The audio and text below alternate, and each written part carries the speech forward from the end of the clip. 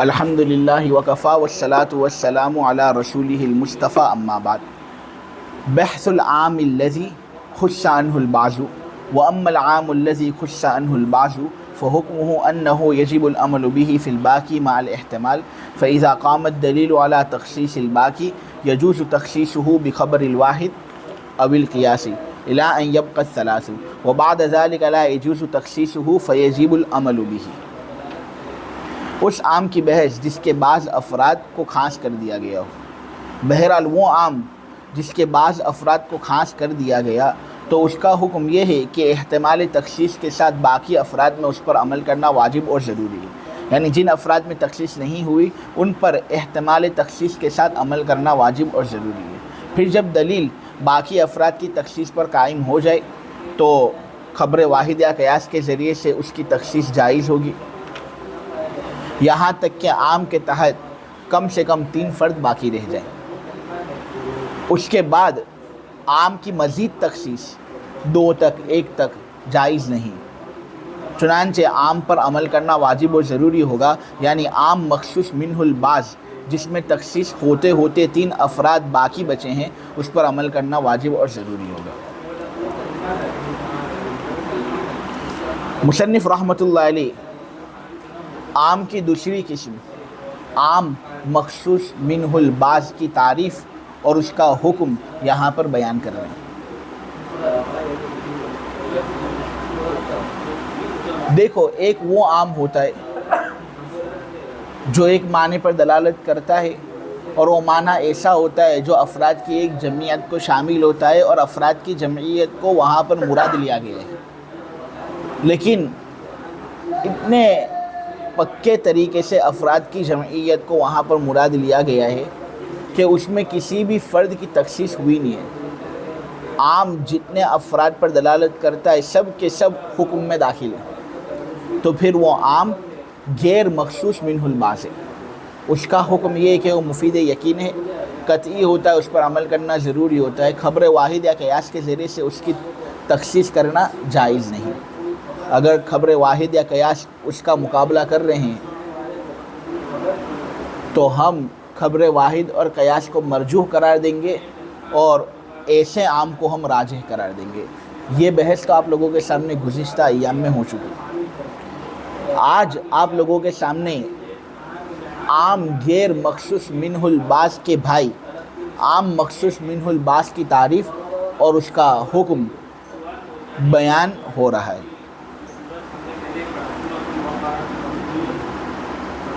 دیکھو، کوئی عام ہے جو ایک معنی پر دلالت کرتا ہے اور وہ معنی ایسا ہے جو افراد کی ایک جمعیت کو شامل ہے.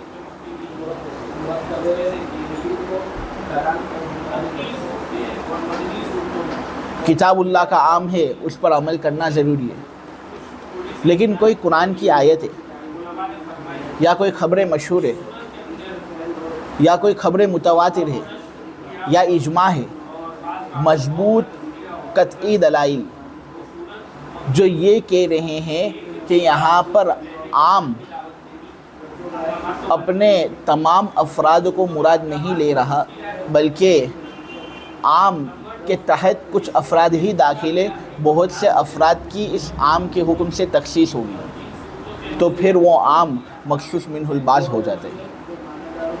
یعنی آیت قرآنیہ، خبر مشہور، خبر متواتر یا اجماع کے ذریعے سے جس عام کے اندر تخصیص ہوتی ہے نا، اس عام کو عام مخصوص منہ البعض کہتے ہیں. تخصیص کس کو کہتے ہیں؟ تخصیص کو اگر سادے الفاظ کے اندر سمجھنا ہو تو عام کو اس کے بعض افراد پر منحصر کرنا تخصیص کہلاتا ہے. عام کے بہت سارے فرد ہیں، سب فرد عام سے مراد ہو ایسا نہیں، بلکہ عام کو اس کے بعض افراد پر منحصر کر دینا کہ یہاں سب مراد نہیں بلکہ کچھ مراد ہے. یہ ہوتا ہے تخصیص. اگر قرآنی آیت، خبر مشہور یا متواتر یا اجماع کے ذریعے سے ہمیں یہ بات معلوم ہو جائے کہ عام کے تمام افراد مراد نہیں بلکہ کچھ افراد ہی مراد ہیں، ہم عام کو اس کے بعض افراد پر منحصر کر رہے ہیں مستقل کلام کے ذریعے سے، تو یہ عام مخصوص منہ البعض ہوتے ہیں. جب عام مخصوص منہ البعض آیت قرآنیہ، خبر مشہور یا متواتر یا اجماع کے ذریعے سے ایسی حالت میں آ جاتا ہے کہ اس کے اندر تخصیص ہوتی، تو پھر پہلے تو یہ قطعی تھا تخصیص سے پہلے، لیکن تخصیص کے بعد اس کے اندر کمزوری پائی جاتی ہے اور وہ پھر قطعی باقی نہیں رہتا بلکہ وہ ظنی باقی رہتا ہے۔ اس کا ظنی باقی رہنے کی وجہ سے اب قیاس اور خبر واحد کے ذریعے سے اس کا تعارض ممکن ہو جاتا ہے۔ ہم خبر واحد اور قیاس کے ذریعے سے اس کا تعارض کر سکتے ہیں اور اس کے اندر مزید تخصیص پیدا کر سکتے ہیں۔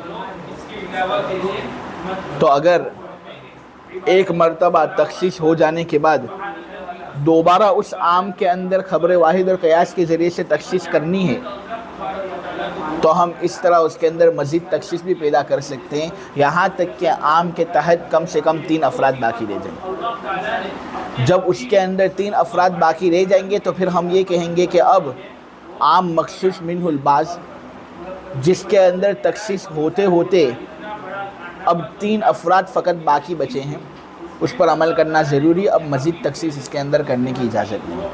یہ ہے عام مخصوص منہ البعض کا حکم۔ میں ایک اور مرتبہ آپ لوگوں کو سمجھا دوں تاکہ بات سمجھ میں آ جائے۔ دیکھو، عام ایک معنی پر دلالت کرتا ہے اور وہ معنی ایسا ہوتا ہے جو افراد کی ایک جمعیت کو شامل ہے، جیسے مسلمون، مشرکون، مسلمانوں کو شامل ہے، مسلمون، مشرکون، مشرکوں کو شامل ہے، یہ عام ہے۔ اب کتاب اللہ کا عام جب تک اس میں تخصیص نہیں ہوتی نہیں، قطعی ہوتا ہے، مفید یقین ہوتا ہے، اس پر عمل کرنا بہت ضروری ہوتا ہے۔ لیکن اگر عام جیسی ہی کوئی ایک دلیل، مثلا قرآن کی ایک اور آیت جو قطعی ہے، اجماع جو کہ قطعی ہے، خبر مشہور یا متواتر جو قطعیت کا فائدہ دیتے ہیں، ان کے ذریعے سے اس عام کے اندر تخصیص کی گئی کہ عام کو اس کے بعض افراد پر منحصر کیا گیا، یہ بات کہہ دی گئی کہ عام سے تمام افراد مراد نہیں، تو پھر وہ عام مخصوص منہ البعض ہو جاتا ہے اور اس کے اندر اب قطعیت باقی نہیں رہتی، وہ کمزور ہو جاتا ہے، قطعی کے بجائے ظنی ہو جاتا ہے، یعنی اس پر عمل کرنا اب ضروری ہی ضروری۔ وہ لفظ اپنے معنی پر یقینی طور پر دلالت کر رہا ہے، ایسا ضروری نہیں، بلکہ اب اس پر عمل کرنا چاہیے، لیکن آدمی ظن کے طریقے سے اس پر عمل کرے، یعنی یقین نہ رکھے کہ یہاں پر لفظ اپنے معنی پر یقینی طور پر دلالت کر ہی رہا ہے، بلکہ آدمی اس طرح عمل کرے کہ ہو سکتا ہے کہ یہاں لفظ اپنے معنی پر دلالت کر رہا ہو، لہٰذا ہم اس پر عمل کر لیتے ہیں۔ یعنی عام مخصوص منہ البعض مفید یقین نہیں ہوتا بلکہ مفید ظن ہوتا ہے۔ جب وہ اس طرح ایک مرتبہ تخصیص کے پائے جانے کے بعد مفید ظن ہوتا ہے اور کمزور ہو جاتا ہے تو اب پہلے تو اس کے اندر تخصیص کس کے ذریعے سے ہوئی تھی؟ دلیل قطعی کے ذریعے سے ہوئی تھی، قرآنی آیت کے ذریعے سے، خبر مشہور کے ذریعے سے، خبر متواتر کے ذریعے سے، اجماع کے ذریعے سے، اور ان کے ذریعے سے ہی اس کے اندر تخصیص ہو سکتی تھی کیونکہ اس وقت یہ قطعی تھا۔ تو ظاہر بات ہے کہ قطعی کے اندر تخصیص قطعی ہی کر سکتا ہے، ظنی جو کمزور ہے وہ قطعی کے اندر تخصیص کر نہیں سکتا۔ تو پہلے جب اس قطعی کی تخصیص ہو گئی اور وہ کمزور بن گیا، ظنی بن گیا، تو اب قیاس اور خبر واحد کے ذریعے سے مزید اس کے اندر تخصیص کر سکتے کہ کمزور ہے، یہ آدمی طاقتور ہوتا ہے تو کمزور آدمی اس کو پچھاڑ نہیں سکتا، اس کے جیسا ایک طاقتور آدمی ہوگا جو اس کو کچھ زخم کرے گا اور کچھ اس کو تکلیف پہنچائے گا۔ تو اگر ایک طاقتور آدمی ہے، ایک دوسرے طاقتور آدمی نے اس کو زخمی کر دیا، اب وہ آدمی جس کو زخمی کر دیا گیا ہے، ایک کمزور آدمی اس کے ساتھ لڑنا چاہتا ہے، تو اب وہ کمزور آدمی لڑ سکے گا؟ اس کے ساتھ لڑ سکے گا؟ کیوں نہیں لڑ سکے گا؟ کیونکہ وہ آدمی زخمی ہو چکا ہے۔ ہاں، اگر وہی آدمی طاقت والا ہوتا تو وہ کمزور آدمی اس کے ساتھ لڑ نہ پاتا۔ لیکن ایک طاقتور آدمی نے اس کو زخمی کر دیا ہے پہلے سے، اب وہ زخمی ہو چکا ہے، تو اب کمزور آدمی اس کے ساتھ لڑ سکتا ہے یا نہیں؟ لڑ سکتا ہے۔ تو اسی طرح عام مخصوص منہ البعض تخصیص سے پہلے تو بالکل قطعی تھا، لیکن جب دلیل قطعی کے ذریعے سے اس کے اندر تخصیص ہو گئی تو یہ عام مخصوص منہ البعض ہو گیا، یہ عام جو ہے کمزور ہو گیا۔ اب دلیل ظنی کے ذریعے سے اس کے اندر مزید تخصیص کرنے کی گنجائش رہے گی، کیونکہ ظن کے ذریعے ظن کی تخصیص ہو سکتی ہے۔ ہم یہ کہتے ہیں کہ عام مخصوص منہ البعض کی تخصیص قیاس اور خبر واحد کے ذریعے سے ہو سکتی ہے، کوئی حرج نہیں اس کے اندر، لیکن اس وقت تک جب تک کہ عام کے تحت 3 افراد باقی نہ رہیں۔ عام کے تحت اگر 3 فرد باقی رہ جائیں تو اب مزید خبر واحد اور قیاس کے ذریعے سے اس کے اندر تخصیص ہو نہیں سکتی، بلکہ اب وہ عام مخصوص منہ البعض جس کے اندر کم سے کم 3 فرد باقی ہیں ان پر عمل کرنا ضروری ہوگا۔ اور یہ 3 فرد والی بات اس وجہ سے کیونکہ دیکھو عام عموماً جمع ہوتے ہیں، ہم یہی نہیں کہتے کہ ہر عام جمع ہی ہو، بہت سے عام ایسے ہوتے ہیں جو جمع نہیں ہوتے، لیکن عموماً جو عام ہوتے ہیں وہ جمع ہوتے ہیں تقریباً۔ اور اہل لغت کا اتفاق ہے کہ جمع کا ادنا فرد 3 ہوتا ہے۔ جب جمع کا صیغہ آتا ہے تو کم سے کم اس کے اندر مراد کتنے ہوتے؟ 3، کیونکہ اگر اس کے اندر 2 مراد ہوتے ہیں تو تسنیہ کا صیغہ لاتے، ایک مراد ہوتا تو واحد کا صیغہ لاتے، جمع کا صیغہ لائے تو کم سے کم 3 افراد تو اس کے اندر ہوں گے، اور عام عموماً جمع ہی ہوتا ہے۔ تو اسی وجہ سے عام جو ایک لفظ ہے اس کے معنی کے اندر 3 فرد کم سے کم ہونے ہی چاہیے، تب ہی وہ عام اپنے معنی پر دلالت کرے گا، ورنہ اگر 3 فرد اس کے اندر نہیں ہے، 2 فرد ہے 1 فرد ہے، تو اس کا مطلب یہ کہ عام اپنے معنی پر دلالت کر نہیں رہا، حقیقتاً وہ جمع اور عام باقی ہی نہ رہا۔ قیاس اور خبر واحد کے ذریعے سے ہم عام کے اندر تخصیص کرتے جا رہے ہیں، اتنی تخصیص کی کہ اب عام کے تحت 3 فرد بھی باقی نہ رہے بلکہ 2 فرد 1 فرد باقی رہ گیا۔ تو اس صورت میں عام اپنے کم سے کم والا معنی جو ہے اس پر بھی دلالت نہیں کر رہا ہے نا، تو پھر لفظ عام کو وضع کرنے کا فائدہ کیا رہا؟ حالانکہ لفظ کو وضع کرنے کا کوئی نہ کوئی فائدہ تو ہونا ہی چاہیے، تو پھر کیا کہنا پڑے گا؟ یہی کہنا پڑے گا کہ خبر واحد اور قیاس کے ذریعے سے عام کے اندر نسخ واقع ہوا، اور ہم یہ کہتے ہیں کہ عام جو بھی ہو مخصوص منہ البعض کے ذریعے سے وہ ظنی ہو گیا ہو، لیکن ہوتا تو وہ کتاب اللہ کا حصہ ہی ہے نا، اور کتاب اللہ کا حصہ ہے تو عام جو معنی ادا کرے گا اس معنی کے اندر قطعیت تو ہوگی، ہاں اگرچہ اس کے اندر تخصیص ہوتی ہے، لیکن کم سے کم جو معنی وہ ادا کر رہا ہے 3 فرد والا، اس کے اندر تو قطعیت ہے نا۔ تو اس لیے خبر واحد اور قیاس کے ذریعے سے کتاب اللہ کا نسخ ہم کر نہیں سکتے، اس کے لیے تو دلیل قطعی کا ہونا ضروری ہے، خبر متواتر، خبر مشہور وغیرہ کا ہونا ضروری ہے۔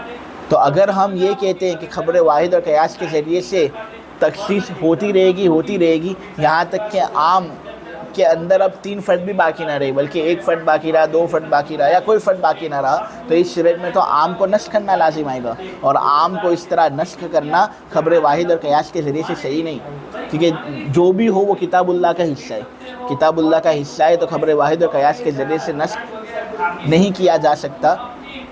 نسخ اگر ہوگا تو خبر متواتر، مشہور، اجماع یا دوسری قرآن کی آیت ہی کے ذریعے سے ہوگا، خبر واحد اور قیاس کے ذریعے سے نہیں۔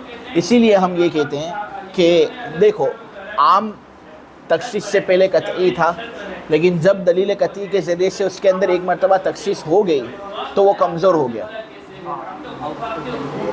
اب قیاس اور خبر واحد کے ذریعے سے اس کے اندر مزید تخصیص کرنے کی اجازت ہے، لیکن تخصیص کب تک ہو سکے گی؟ جب تک کہ اس کے اندر 3 فرد باقی نہ رہیں۔ جب 3 فرد اس کے اندر باقی رہ جائیں تو پھر تخصیص مزید کرنے کی اجازت نہیں، کیونکہ پھر اس صورت میں عام کو وضع کرنے کا کوئی فائدہ ہی باقی نہیں رہے گا، کیونکہ عام تقریباً 3 فرد پر دلالت کرتا ہی ہے، کیونکہ یہ ایک طرح سے جمع ہی ہوتا ہے عامتاً، اور عام کا ادنا فرد 3 فرد ہوتے ہیں، لہٰذا عام تقریباً 3 افراد پر دلالت کرتا ہی ہے، یعنی اگر عام 3 فرد پر دلالت نہیں کرتا، 3 سے کم پر دلالت کر رہا ہے تو وہ حقیقتاً عام نہیں ہے۔ جب وہ حقیقتاً عام نہ رہا تو پھر لفظ یہاں پر جو معنی بتا رہا ہے عموم والا، اس کا کیا فائدہ باقی رہا کہ لفظ اپنا معنی بھی ادا نہیں کر رہا برابر یہاں۔ تو اس صورت میں نسخ کا دعویٰ کرنا پڑے گا، یہ دعویٰ کرنا پڑے گا کہ یہ آیت اور یہ عام منسوخ ہو چکا ہے۔ تو ہم کہیں گے کس سے منسوخ ہوا ہے؟ تو منسوخ ہوا ہوگا یہ دلیل قطعی کے ذریعے سے، تو پھر یہ درست ہے۔ لیکن اگر دلیل قطعی کے ذریعے سے منسوخ نہ ہو، دلیل ظنی کے ذریعے سے منسوخ ہو، تو پھر غلط بات ہوگی یا نہیں؟ اور قیاس اور خبر واحد کے اندر تم تخصیص کرتے جاؤ گے تو پھر یہ دلیل ظنی کے ذریعے سے ہی اس کو نسخ کرنا ہوا، حالانکہ دلیل ظنی سے عام نسخ نہیں ہوتا، دلیل قطعی کا ہونا ضروری ہے۔ بات سمجھ میں آ گئی؟ یہ تھا عام کی تعریف اور عام مخصوص منہ الباس کا حکم۔ وَإِنَّمَا جَازَ ذَلِكَ لِأَنَّ الْمُخَصِّصَ الَّذِي أَخْرَجَ الْبَعْضَ لو أخرج بعضا مجهولا يثبت الاحتمال في كل فرد معين فجاز أن يكون باقيا تحت حكم العام وجاز أن يكون داخلا تحت دليل الخصوص فاستوى الطرفان في حق المعين فإذا قام الدليل الشرعي على أنه من جملة ما دخل تحت دليل الخصوص ترجح جانب تخصيصه وإن كان المخصص أخرج بعضا معلوما عن الجملة جاز أن يكون معلولا بعلة موجودة في هذا الفرد المعين فإذا قام الدليل الشرعي على وجود تلك العلة في غير هذا الفرد المعين ترجح جهة تخصيصه فيعمل به مع وجود الاحتمال۔ اور یقیناً یہ تخصیص جائز ہے، یقیناً یہ تخصیص جائز ہے، یعنی ابتداءً دلیل قطعی کے ذریعے سے عام کے اندر تخصیص کے ہو جانے کے بعد خبر واحد اور قیاس کے ذریعے سے ہونے والی تخصیص یہ جائز ہے، اس لیے کہ تخصیص کرنے والی قطعی دلیل وہ جس نے عام کے تمام افراد میں سے بعض کو نکالا، اگر اس نے بعض مجہول افراد کو نکالا تو احتمال تخصیص ہر فرد معین میں ثابت ہو جائے گا۔ تو ممکن ہے کہ وہ فرد عام کے حکم کے تحت باقی رہے، اور یہ بھی ممکن ہے کہ وہ دلیل خصوص کے تحت داخل ہو جائے، یعنی اس فرد کی تخصیص ہو گئی یہ سمجھا جائے گا۔ تو ممکن ہے کہ وہ فرد عام کے حکم کے تحت باقی رہے، اور یہ بھی ممکن ہے کہ وہ خصوص کی دلیل کے تحت داخل ہو جائے اور یہ سمجھا جائے کہ اس فرد کی تخصیص ہو گئی۔ چنانچہ ہر فرد معین کے بارے میں دونوں طرف برابر ہوگی، عام کے تحت باقی رہنا یہ ایک طرف، نمبر 2 دلیل خصوص کے تحت باقی رہنا یہ دوسرا طرف، یہ دونوں طرف باقی رہے اور برابر سرابر طور پر باقی رہتے ہیں ہر فرد معین کے بارے میں۔ چنانچہ جب شرعی دلیل اس بات پر قائم ہو جائے کہ وہ فرد ان افراد کے مجموعے میں سے ہے جو خصوص کی دلیل کے تحت داخل ہے، تو پھر اس فرد کی تخصیص کی جانب راجع ہوگی۔ اور اگر تخصیص کرنے والی دلیل قطعی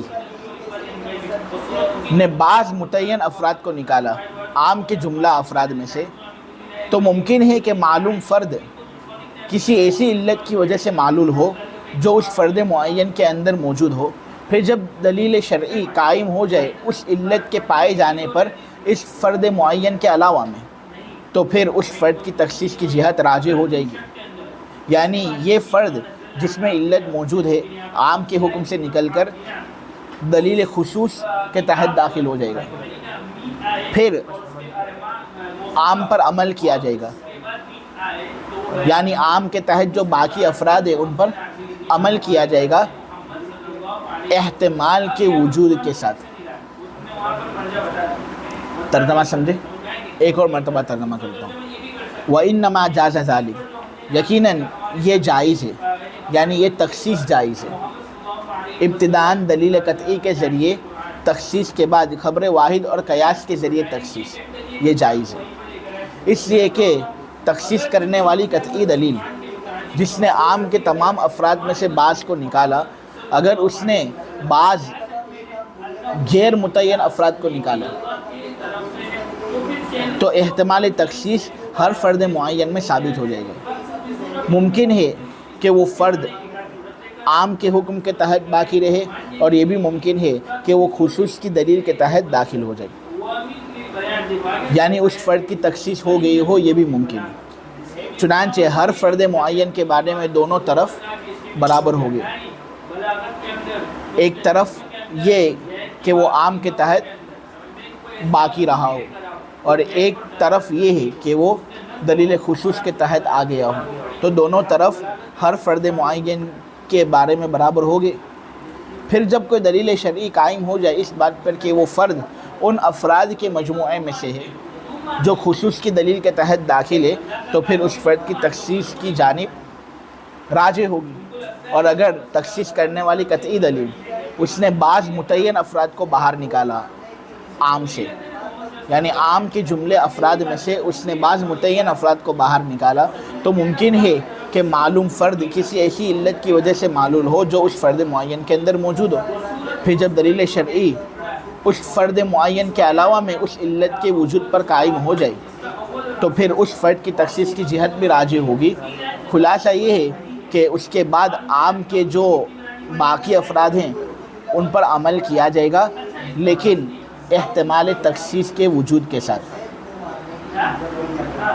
یعنی وہ ظنی ہو جائے گا، اور ظنی ہے تو پھر مزید قیاس اور خبر واحد کے ذریعے سے اس کے اندر تخصیص کی گنجائش باقی رہے گی۔ دیکھو یہ جو ترجمہ اور عبارت آپ لوگوں کے سامنے کیا گیا، بظاہر تو ایسا لگتا ہے کہ یہ بہت مشکل ہے، لیکن اس کے اندر کوئی دشواری نہیں ہے۔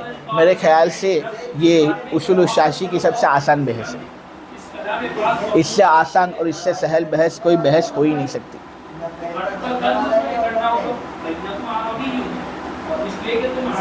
یہاں اس پیراگراف کے اندر یہ بات بتائی گئی ہے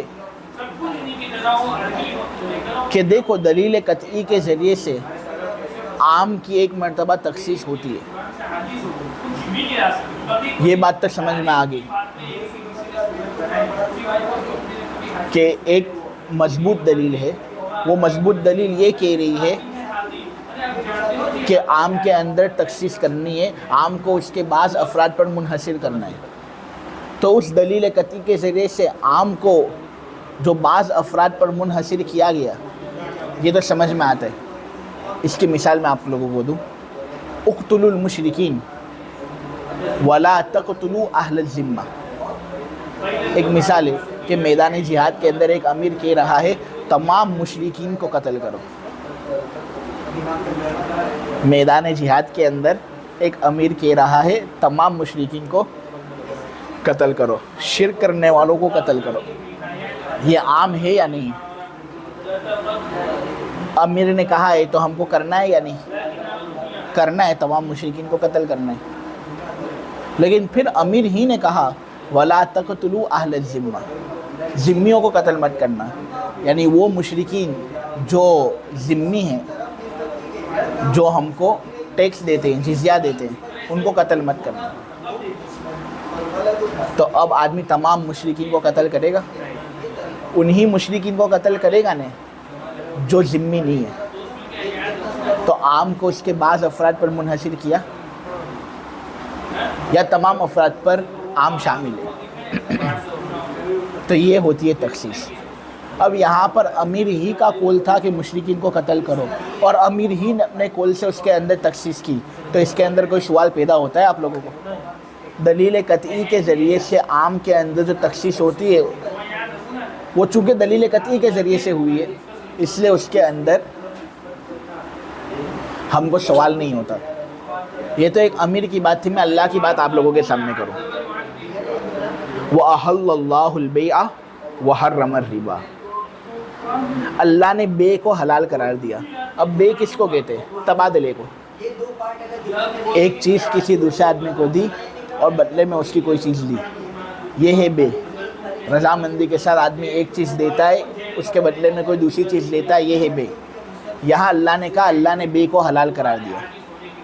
اس کے اندر تمام بے آ گئی، حتیٰ کہ سود بھی آ گیا میرے عزیزوں، کیونکہ سود کے اندر بھی آدمی دیتا ہے 1000 روپے اور بدلے میں لیتا ہے 2000 روپے، تو یہ بھی ایک طرح کی بے ہے یا نہیں ہے؟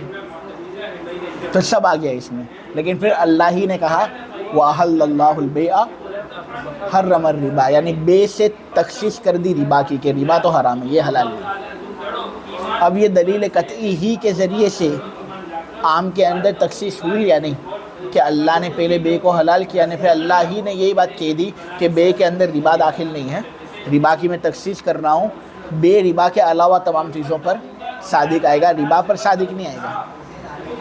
بے کو اس کے بعض افراد پر منحصر کیا، ربا کی تخصیص کی، اور اللہ ہی نے یہ بات کہہ دی کہ بے تو حلال ہے جو ربا کے علاوہ ہو، لیکن ربا حرام ہے، سود حرام ہے۔ تو یہ عام مخصوص منہ البعض ہے کہ اللہ تبارک و تعالی ہی نے ایک عام ہمارے سامنے پیش کیا، پھر دلیل قطعی کے ذریعے سے اس سے بعض افراد کو خاص کیا گیا۔ تو دلیل قطعی کے ذریعے سے جب عام کے اندر تخصیص ہوتی ہے نا، تو اس میں کوئی سوال ہم کو پیدا نہیں ہوتا، کیونکہ وہ تو قطعی دلیل ہے، قطعی دلیل کا کیا کہنا، برابر۔ لیکن ایک مرتبہ عام کے اندر جب تخصیص ہو جاتی ہے، اس کے بعد پھر ہمارا حکم اس عام کے بارے میں کیا ہوتا ہے معلوم ہے نا؟ ابھی آپ لوگوں کے سامنے میں نے بیان کیا کہ مزید اس کے اندر تخصیص کرنے کی اجازت ہو جاتی ہے۔ جب تک اس عام کے تحت 3 فرد باقی نہ رہ جائیں، تب تک مزید اس کے اندر ہم تخصیص کر سکتے ہیں، اس کو نچوڑ سکتے ہیں، بعض افراد پر اس کو منحصر کر سکتے ہیں، اور اس کے لیے پھر ہم کو دلیل قطعی کی ضرورت نہیں، دلیل ظنی سے بھی یہ کام ہو سکتا ہے۔ قیاس اور خبر واحد کے ذریعے سے بھی ہم عام مخصوص منہ البعض کے اندر مزید تخصیص کر سکتے ہیں۔ یہاں پر سوال پیدا ہوتا ہے کیوں ایسا؟ یہ تو دلیل قطعی نہیں ہے۔ عام کے اندر تخصیص ہو دلیل قطعی کے ذریعے سے، یہ بات سمجھ میں آتی ہے، لیکن دلیل قطعی کے ذریعے سے عام کی ایک مرتبہ تخصیص ہو گئی، وہ عام مخصوص منہ البعض ہو گیا، اب مزید اس کے اندر تخصیص کرنا قیاس کے ذریعے سے، ظنی کے ذریعے سے، خبر واحد کے ذریعے سے، ظنی کے ذریعے سے، یہاں تک کہ اس کے فرد 3 باقی رہ جائیں، یہ مزید تخصیص کی اجازت کیوں؟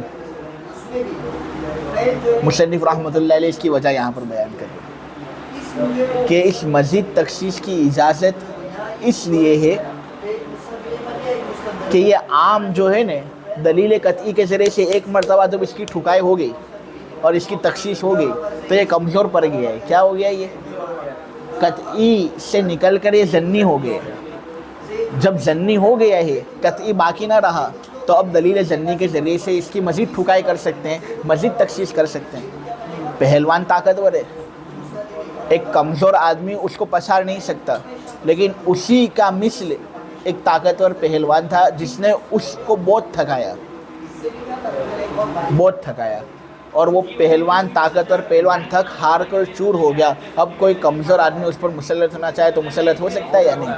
تو عام بہت مضبوط تھا، قطعی تھا، آیت قطعیہ کے ذریعے سے اس میں تخصیص ہوئی نہیں تو وہ کمزور ہو گیا ہے، ظنی ہو گیا ہے۔ جب وہ کمزور اور ظنی ہو گیا تو اب مزید ظنی دلائل کے ذریعے سے، قیاس و خبر واحد کے ذریعے سے تخصیص اس کے اندر جائز ہوگی، یہاں تک کہ کم سے کم 3 فرد اس کے اندر باقی رہ جائیں۔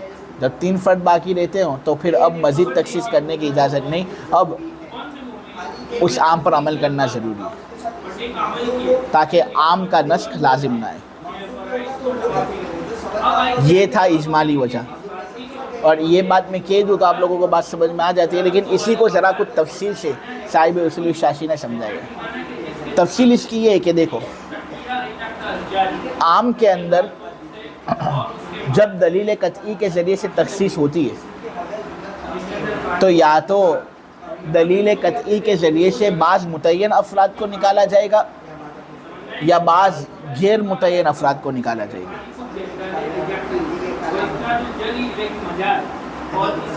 متعین افراد کو یا تو نکالا جائے گا یا غیر متعین افراد کو نکالا جائے گا. اگر غیر متعین افراد کو نکالتے اور وہ عام مخصوص منہ البعض اس طرح ہوتا ہے کہ جن بعض کو خاص کیا گیا ہے دلیل قطعی کے ذریعے سے وہ غیر متعین، تو پھر اس صورت میں کیا ہوگا معلوم ہے؟ جب ہم کو معلوم ہی نہیں کہ کس کی تخصیص ہوئی ہے تو ہم اسی سوچ کے اندر رہیں گے کہ عام کے تحت جتنے افراد داخل ہیں کیا ان پر حکم کو جاری رکھنا ہے یا جاری نہیں کرنا، ان کو عام کے حکم کے تحت باقی رکھنا ہے اور برقرار رکھنا ہے، یا یہ کہ ان پر خصوصیت والے احکام طاری کرنے ہیں. کیا کرنا ہے ہم کو معلوم ہی نہیں رہے گا. جب یہ معلوم ہی نہیں رہے گا تو اب عام پر جو حکم آ رہا ہے اس کے اندر احتمال آیا یا نہیں کہ کیا اس پر عمل کرنا ہے یا نہیں کرنا ہے. ہر فرد پر عمل کرنا ہے تو کون سے فرد پر عمل کرنا ہے، کون سے فرد پر عمل نہیں کرنا ہے، احتمال آ گیا یا نہیں. احتمال کی وجہ سے عام یقین کا فائدہ دے سکتا ہے.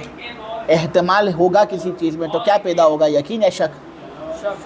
تو پھر وہ ظن ہو گیا یا نہیں، ظنی ہو گیا تو قیاس و خبر واحد جو ظنی ہے اس کے ذریعے سے تخصیص کر سکتے ہیں. دیکھو میں آپ کو ایک مثال کے ذریعے سے یہ بات سمجھوں. میدان جہاد ہے، اس کے اندر امیر کا فیصلہ قطعی ہوتا ہے یا نہیں. اس نے کہا اقتلوا المشرکین، قتل کرو مشرکین کو، سب کی بجا ڈالو بے، سب کو قتل کرو. انہوں نے مسلمان پر ظلم کیا اس لیے ان کو قتل کرو. امیر نے کہہ دیا، چنانچہ سب نے تلوار نکال لی، سب نے ارادہ کر لیا کہ اب سب کو قتل کریں گے، مارم ماری کریں گے، جو بھی مشرکین دکھا سب کو قتل کریں گے. لیکن پھر بعد میں امیر فوراً کہتا ہے وَلَا تَقْتُلُوا بَعْضَهُمْ وَلَا تَقْتُلُوا بَعْضَهُمْ وَلَا تَقْتُلُوا بَعْضَهُمْ وَلَا تَقْتُلُوا بَعْضَهُمْ. مشرکین کو قتل تو کرو لیکن ان میں سے کچھ ہیں نا ان کو قتل مت کرنا. اب آدمی تلوار وغیرہ نکال رہا تھا، سوچ رہا تھا کہ امیر نے ایک عام حکم ہم کو دیا ہے تمام مشرکین کو قتل کرنے کا، ہم سب کو قتل کریں گے. لیکن اب امیر کہہ رہا ہے کہ بعض کو قتل مت کرنا، یعنی اس عام کے اندر تخصیص ہوئی ہے کہ کچھ کو قتل کرنا ہے کچھ کو قتل نہیں کرنا. لیکن کن کو قتل نہیں کرنا اس کی وضاحت ہوئی نہیں ہے، غیر متعین ہے. تو اب کس کو قتل کرے کس کو قتل نہ کرے، تردد ہو جائے گا اس حکم میں. یعنی کہ بھائی اب اگر کوئی جون مائیکل سامنے نظر آ گئے تو آدمی تردد کرے گا کیا ان کو قتل کروں ان کی شرک کی وجہ سے، یا یہ کہ ان کو مجھے بچا کر رکھنا ہے کہ یہ وہ ان لوگوں میں داخل ہے جن کے بارے میں امیر نے کہا کہ ان کو قتل مت کرو. ہر مشرک کے بارے میں ایک طرح کا احتمال باقی رہ گیا یا نہیں. اب عام خود جب احتمال سے لبریز ہو جائے کہ اس پر عمل کرنا ہے نہیں کرنا، وہ کبھی مفید یقین ہوگا، ہمیشہ ظنی ہوگا. جب وہ عام ظنی ہو گیا ہے، کمزور ہو چکا ہے، تو اب اگر کوئی دلیل ظنی آ کر اس عام کے اندر مزید تخصیص کرنا چاہے تو اس تخصیص کو ہم قبول کریں گے یا نہیں. تو وہ میدان جہاد کے اندر لڑ رہا تھا، جھگڑ رہا تھا، بیچارہ شک میں تھا کہ مائیکل کو قتل کرنا ہے، جون کو قتل کرنا ہے، روی کمار کو قتل کرنا ہے. ظنی بات چل رہی تھی اس کی کہ اتنے میں امیر کا بیٹا آتا ہے اور وہ کہتا ہے بھائی روی کو قتل مت کریو، روی کمار اپنا آدمی، اسی طرح جون اور مائیکل کو قتل مت کریو. تو اب وہ پہلے سے اس حکم کے بارے میں شک میں ہی تھا، وہ بات یقین کے ساتھ اس تک پہنچی نہیں تھی. اب اگر کوئی ظنی خبر اس کو پہنچ رہی ہے، امیر کی بات نہیں پہنچ رہی، امیر کے بیٹے کی بات پہنچ رہی ہے، ہو سکتا ہے کہ صحیح ہو سکتا ہے غلط ہو، لیکن مزید بات پہنچ رہی ہے تو اس کے ذریعے سے تخصیص کر لو، کیا حرج ہے. کیونکہ ظنی کی تخصیص ظنی کے ذریعے سے ہو سکتی ہے. یہ بات یہاں پر صاحب اصول الشاشی بیان کرنا چاہتے ہیں. بات سمجھ میں آ گئی؟ اب ذرا اس سے ایک مشکل مثال دوں قرآن والی، تاکہ آپ لوگوں کو بات سمجھ میں آئے کہ قرآن پر یہ کس طرح امپلیمنٹ ہوتا ہے. قرآن کے اندر ہے وَأَحَلَّ اللَّهُ الْبَيْعَ وَحَرَّمَ الرِّبَا وَأَحَلَّ اللَّهُ الْبَيْعَ وَحَرَّمَ الرِّبَا وَأَحَلَّ اللَّهُ الْبَيْعَ وَحَرَّمَ الرِّبَا. اللہ نے خرید و فروخت کو حلال قرار دیا ہے اور اللہ نے ربا کو حرام قرار دیا. یہ ہے اس آیت کا مطلب.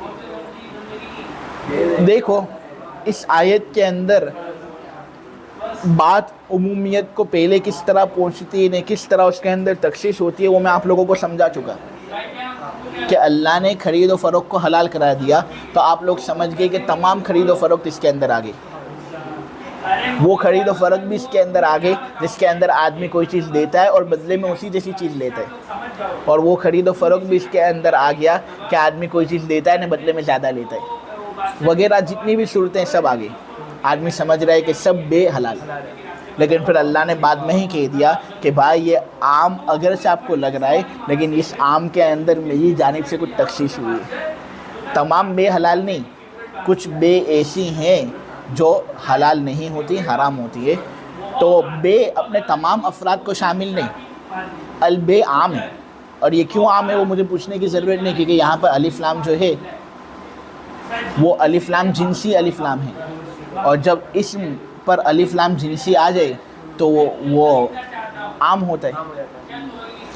تو اللہ نے بے کو حلال قرار دیا اور اللہ نے ربا کو حرام قرار دیا.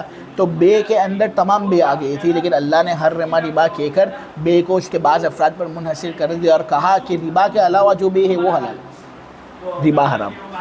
لیکن اب یہاں پر جو ربا کو اللہ نے الگ کیا ہے نہیں، یہ متعین ہے یا غیر متعین ہے؟ یہ غیر متعین ہے، متعین نہیں. کیونکہ ربا کا مطلب کیا ہوتا ہے معلوم ہے؟ زیادتی. یعنی اللہ نے زیادتی کو حرام قرار دیا. اب آدمی آیت پڑھے گا، سوچے گا کہ اللہ نے بے کو حلال کیا ہے اور زیادتی کو حرام کیا، تو بے کے اندر بھی تو زیادتی ہی ہوتی ہے. آدمی بے کرتا کیوں ہے؟ خرید و فروخت کرتا کیوں ہے؟ زیادتی حاصل کرنے کے لیے تو کرتا ہے کہ میں اس کو 2000 کا برقع پہنا دوں، بدلے کے اندر 500 روپے کماؤں گا. میں اس کو 300 کا عطر پہنا دوں، 300 کا عطر لگا دوں، بدلے کے اندر 100 روپے کماؤں گا. آدمی بے کرتا کیوں ہے؟ زیادتی حاصل کرنے کے لیے تو کرتا ہے. تو اللہ یہاں پر یہ کہہ رہا ہے کہ اللہ نے بے کو حلال کیا لیکن زیادتی کو حرام کر دیا. تو آپ کو معلوم نہیں ہے کہ بھائی کون سی زیادتی والی بے حلال، کون سی زیادتی والی بے حرام. لیکن تخصیص جب بے کے حکم کے اندر ہوگی ربا کے ذریعے سے، زیادتی کے ذریعے سے، تو اب آدمی جب بھی یہ سنے گا کہ اللہ نے بے کو حلال قرار دیا اور زیادتی کو حرام قرار دیا، تو کیا یقین کے ساتھ ہر طرح کی بے کو وہ جائز ہی سمجھے گا؟ اس کے اندر ایک طرح کا اس کو اب احتمال ہو گیا کہ بھائی کون سی زیادتی والی بے میرے لیے حلال ہے، کون سی زیادتی والی بے میرے لیے حرام، مجھے کچھ معلوم نہیں. مفید ظن ہے یا نہیں؟ یعنی ہر نمر ربا کہہ کر اللہ نے اس آیت کو قطعی سے کیا بنا دیا؟ ظنی بنا دیا. اللہ نے اس آیت کو ہر نمر ربا کہہ کر قطعی سے کیا بنا دیا؟ کمزور ہو گئی آیت. اب نبی کریم صلی اللہ علیہ وسلم کی ایک خبر واحد ہم کو ملتی ہے جس میں نبی کریم صلی اللہ علیہ وسلم نے ربا کی تفصیل بیان کی اور کہا کہ بھائی گیہوں کے بدلے میں گیہوں، جوں کے بدلے میں جوں، سونے کے بدلے میں سونا، چاندی کے بدلے میں چاندی، وغیرہ وغیرہ بیچنا زیادتی کے ساتھ، یہ ہے ربا. تو ہم اب اس حدیث اور خبر واحد کے ذریعے سے عام مخصوص منہ البعض وَأَحَلَّ اللَّهُ الْبَيْعَ وَحَرَّمَ الرِّبَا کے اندر تخصیص کر سکتے ہیں. ہاں کہ بھائی دیکھو یہ بے اس کے اندر ربا والی بے ہے، لہٰذا یہ ناجائز ہوگا. جوں کے بدلے میں جوں زیادتی کے ساتھ بیچنا یہ ربا کے اندر داخل ہے، لہٰذا یہ بھی حرام ہوگا. سونے کے بدلے سونا زیادتی کے ساتھ یہ ربا کے اندر داخل ہے، لہٰذا یہ بھی حرام. تو مزید تخصیص بے کے اندر ہو سکتی ہے یا نہیں؟ تو یہ ظنی ہو گئی تھی نہیں آیت، اسی لیے ظنی کے ذریعے سے تخصیص ہو سکتی ہے. آپ بات سمجھے؟ تو یہ تو اس وقت ہے جب وہ دلیل قطعی جس نے عام کے تمام افراد میں سے بعض کو خاص کیا، اس نے ایسے بعض کو خاص کیا ہو جو غیر متعین. غیر متعین کو وہ نکالے گا تو وہ عام جو ہے وہ ظنی ہو جائے گا. ظنی کی تخصیص ظنی کے ذریعے سے جائز. یا پھر ہوگا یہ کہ وہ دلیل قطعی جو ہے نا وہ عام کے تمام افراد میں سے بعض متعین افراد کو نکالے گا، یعنی تعین کے ساتھ بتا دے گا کہ اس عام میں سے بعض متعین لوگ نکالے گئے ہیں، ان پر حکم عام والا جاری نہیں ہوگا۔ اس کی ایک مثال میں آپ لوگوں کو دوں، میں دے چکا ہوں، اقتلوا المشرکین ولا تقتلوا اہل الذمہ، اقتلوا المشرکین ولا تقتلوا اہل الذمہ، مشرکین کو قتل کرو، تمام مشرکین کو، ہاں لیکن ذمیوں کو قتل مت کرنا، جو تم سے امان طلب کرتے ہیں، جو تم کو ٹیکس دیتے ہیں، تمہارے ساتھ اچھے طریقے سے رہتے ہیں، لڑتے نہیں ہیں، ان کو قتل مت کرنا۔ ان بیچاروں کو کائے کو قتل کرے گا؟ جب وہ ہمارے ساتھ سلامتی کے ساتھ رہتے ہیں تو ہم بھی ان کے ساتھ سلامتی کے ساتھ ہی رہیں گے، ہم ہاتھ چالاکی نہیں کریں گے۔ تو امیر نے کہا تلوار نکال کر اقتلوا المشرکین، مشرکین کو قتل کرو، لیکن پھر فوراً اس نے کہہ دیا کہ ذمیوں کو قتل مت کرنا۔ معلوم ہوا کہ مشرکین اپنے تمام افراد کو شامل نہیں ہیں، بلکہ انہی افراد کو شامل ہے جو ذمی نہیں ہیں، ان کو قتل کرنا ہے، ذمیوں کو قتل نہیں کرنا۔ تو عام مخصوص منہ البعض ہوا یہ۔ اب تم ذمیوں کو قتل کرو گے؟ تم کن کو قتل کرو گے؟ جو ذمی نہیں ہے ان کو قتل کرو گے۔ اب سوال پیدا ہوتا ہے کہ اب مزید اس کے اندر تخصیص کرنے کی اجازت کیوں؟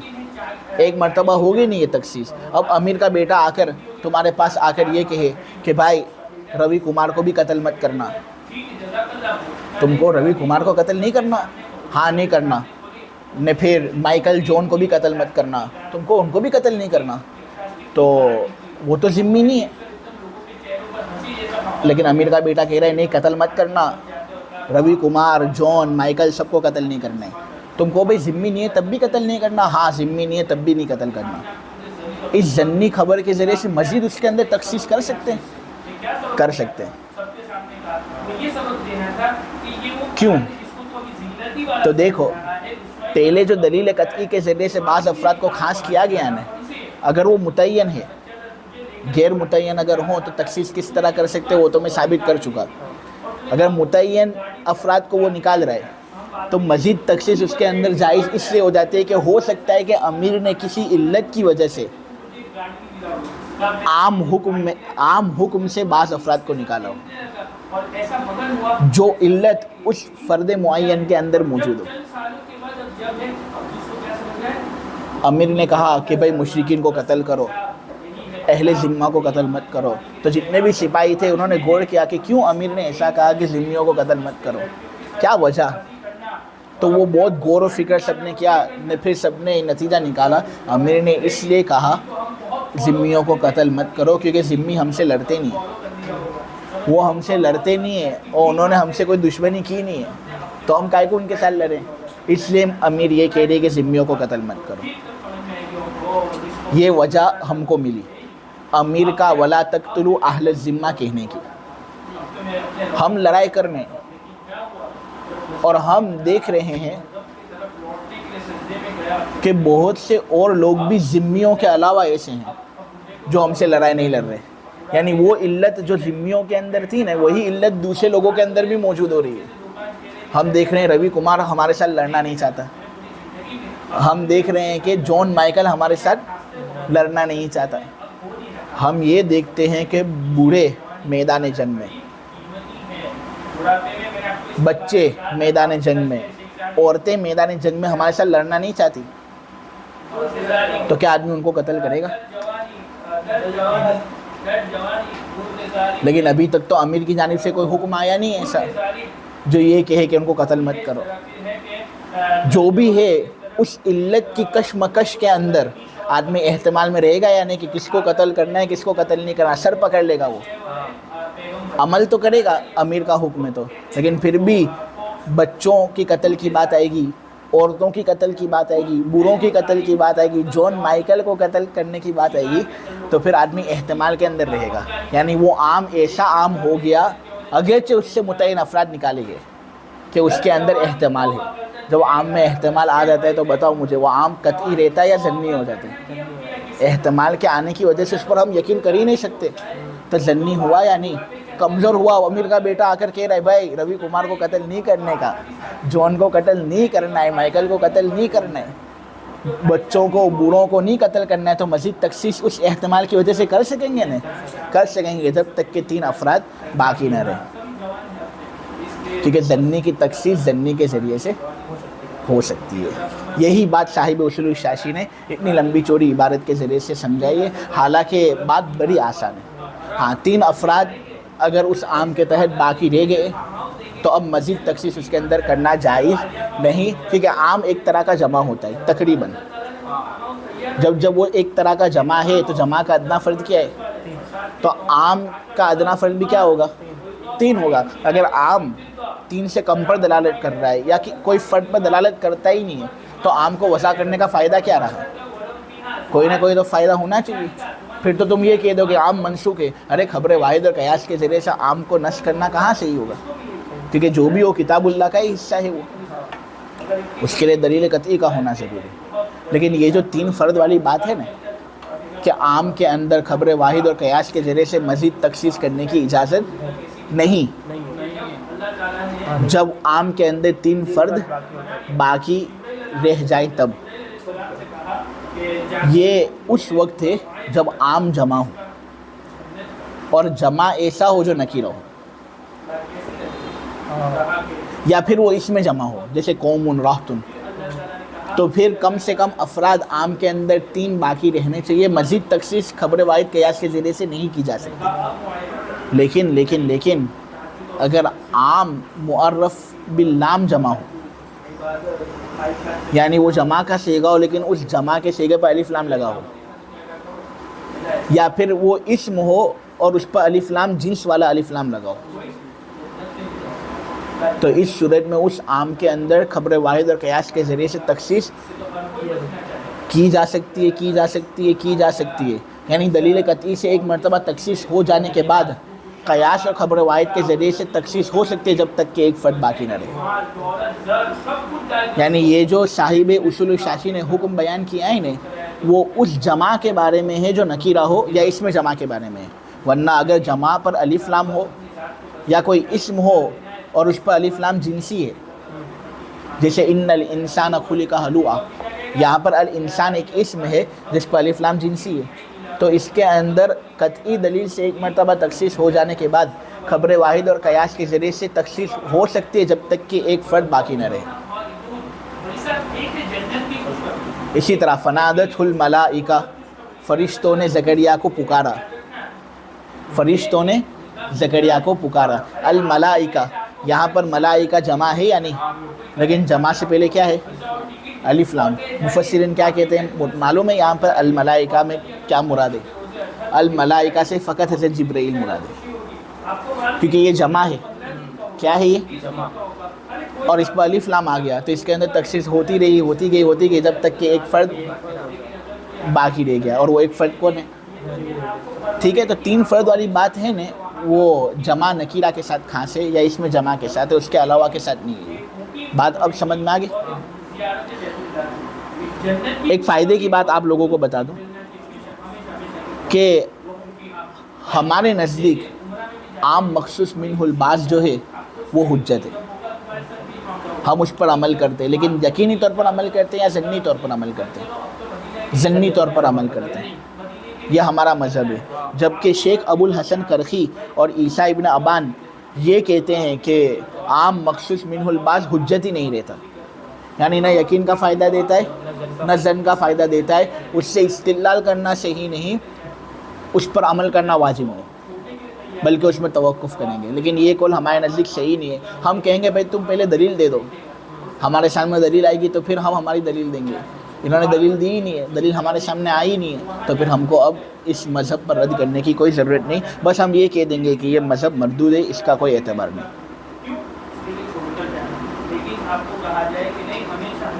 अब जिस तरह आम मखसूस मिनहुल बाज़ से गैर मुतय्यन अफराद जब निकाले जाते हैं तो उसकी एक कुरानी मिसाल मैंने दी, इसी तरह आम मखसूस मिनहुल बाज़ से जब मुतय्यन अफराद निकाले जाएं उसकी एक कुरानी मिसाल दे दूँ। कुरान के अंदर है फ़क़्तुलुल मुशरिकीन हैसु वजदतुमूहुम, مشرکین کو قتل کرو جہاں بھی تم ان کو پاؤ. بتاؤ یہ عام ہے یا نہیں؟ لیکن پھر آگے تم پڑھو گے تو قرآن کے اندر ہے وَإِنْ أَحَدٌ مِّنَ الْمُشْرِكِينَ اسْتَجَارَكَ وَإِنْ أَحَدٌ مِّنَ الْمُشْرِكِينَ اسْتَجَارَكَ. اگر کوئی مشرکین تم سے پناہ مانگے نا فَأَجِرْهُ تو اس کو پناہ دے دو. تو اب یہاں پر اللہ پہلے تو یہ کہہ دے کہ تمام مشرکین کو قتل کرو نے، پھر آگے یہ کہہ دے کہ اگر مشرکین امن طلب کریں نا تو اس کو امن دے دو. معلوم ہوا امن طلب کرنے والے مشرکین کو قتل نہیں کرنا. دلیل قطعی کے ذریعے سے عام کے اندر تخصیص ہوئی. اب یہ لوگ متعین یا غیر متعین ہیں؟ غیر متعین کہاں ہیں؟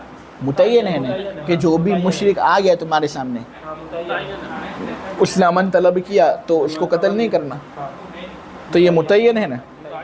اب ہم دلیل کے اندر غور کرتے ہیں کہ کیوں ایسا کہ اللہ تبارک و تعالی امن طلب کرنے والے مشرکین کو نہ قتل کرنے کا حکم دے رہے ہیں کہ ان کو قتل مت کرو. تو ہم نے غور کیا اور ہم کو پتہ چلا کہ اس لیے کہ وہ ہم سے لڑنا نہیں چاہتے.